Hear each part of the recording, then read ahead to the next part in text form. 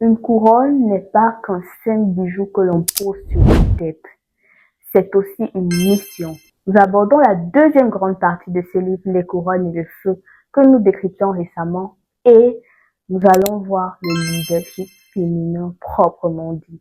L'auteur l'a intitulé Construire, diriger et durer avec impact. Nous allons donc comprendre au travers que une couronne n'est pas qu'un simple bijou que l'on pose sur une tête. C'est aussi une mission, parfois une mission qui va au-delà de notre propre personne. Et elle le dit d'ailleurs dans son livre. À un moment donné, elle a dû comprendre que son histoire n'était plus qu'une simple histoire. C'était une mission qui avait besoin de structure, une mission qui avait besoin de fondation.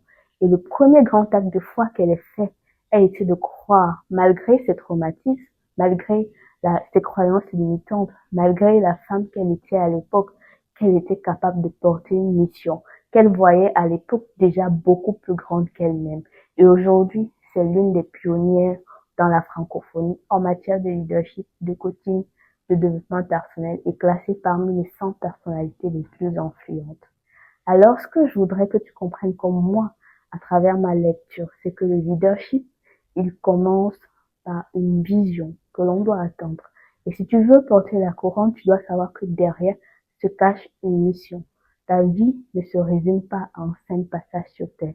Il y a quelque chose que toi et toi seul peux accomplir.